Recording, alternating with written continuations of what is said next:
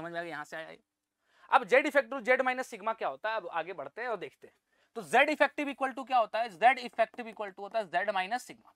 Z क्या है, वो नंबर ऑफ क्या प्रोटॉन्स जो कहां पार्टिसिपेट कर रहे हैं, पार्टिसिपेटिंग इन कौन से फोर्स में, बोलो बेटा, पार्टिसिपेटिंग इन एट्रैक्शन फोर्स, जो एट्रैक्शन में पार्टिसिपेट कर रहा है, एट्रैक्शन फोर्स। और बेटा सिग्मा क्या है, सिग्मा बोलो number of electrons participating in कौन सा फोर्स, सही बोल रहे हो, कौन सा, इन रिपल्सन फोर्स। तो मतलब जितने प्रोटॉन है उसमें से कुछ लोग रिपल्सिव फोर्स में पार्टिसिपेट करके उसको उसके चार्ज को कम फील करना है, चार्ज को कम कर देना है। ऐसा नहीं लग रहा इसमें से कुछ माइनस कर दिया, तो जो इसके पास पहुंचना था उस टेस्टिंग इलेक्ट्रॉन को, तो ये हो गया नेट नंबर ऑफ या effective number of, net number of protons participating in repulsion. समझ में आया, किसमें बेटा, रिपल्सन में पार्टिसिपेट कर रहा है। आई होप समझ में आ रहा होगा। ये वो लोग है। तो सिग्मा, तो ये वाला चीज जो है, ये चीज तो नोन है, एटॉमिक नंबर तो नोन होता है, किसी का एटॉमिक कार्बन का 6 होता है, नाइट्रोजन का, तो ये तो सेम। लेकिन कितने इलेक्ट्रॉन उस पर रिपल्सन में पार्टिसिपेट करेंगे ये चीज अननोन है। बोलो हाँ या ना। और इसी को हम बोलते हैं क्या बोलते हैं, सील्डिंग कांस्टेंट, सील्डिंग कांस्टेंट और स्क्रीनिंग कांस्टेंट।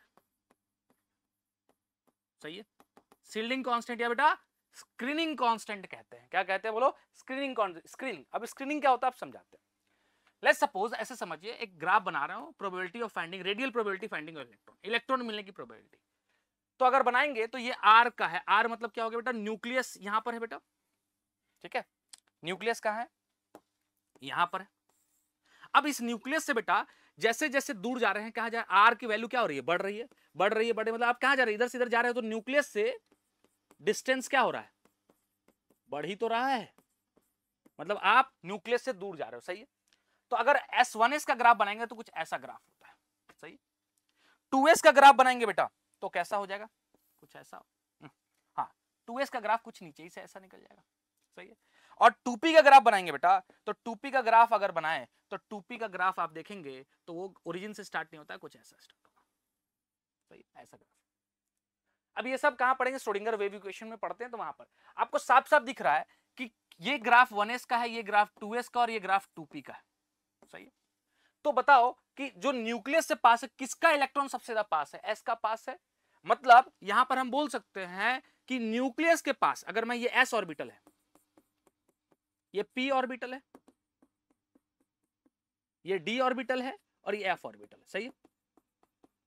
अगर मैं बात करूं बेटा तो nuclear probability of finding electron around the nucleus सबसे ज्यादा किसका है, नॉर्मली किसका है, देखो s का ज्यादा है, तो s का ज्यादा होगा। इससे क्या होगा मैं आपको बताता हूं।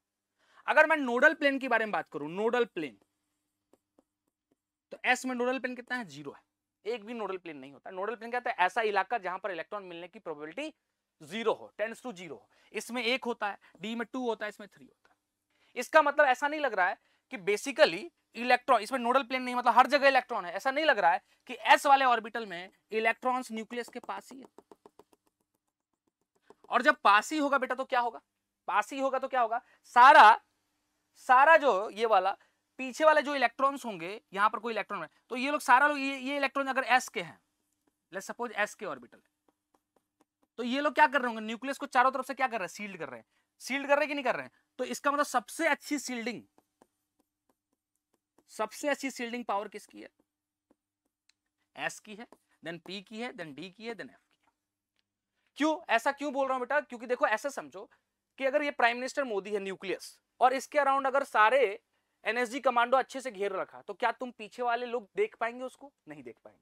तो ये न्यूक्लियस है और चारों तरफ से इलेक्ट्रॉन ने क्या कर रखा है, उसको घेर रखा है। s के इलेक्ट्रॉन देख रहे हो, प्रोबेबिलिटी ज्यादा है न्यूक्लियस के पास। इसका मतलब क्या है बेटा कि न्यूक्लियस को s के ऑर्बिटल बहुत अच्छे से घेर रखता है। ये तो वही बात होगी कि मैं ये ऐसे हाथ रख दे, देखो इसके अंदर नोडल प्लेन नहीं है, अगर मैं यहां रख दूं क्या मेरी आंखें देख पा रही है आपको, नहीं देख पा रही है क्योंकि इसके अंदर, लेकिन नोडल प्लेन का मतलब ये इलाका में इलेक्ट्रॉन नहीं है, तो मैं यहां से आपको पीछे वाले इलेक्ट्रॉन्स को देख सकता हूं। अगर न्यूक्लियस पीछे वाले इलेक्ट्रॉन को देख सकता है तो इसका मतलब पीछे वाले इलेक्ट्रॉन को अपनी तरफ खींच भी सकता है, और खींचेगा तो उस पर फोर्स ऑफ अट्रैक्शन बढ़ जाएगा। यही है इफेक्टिव न्यूक्लियर चार्ज।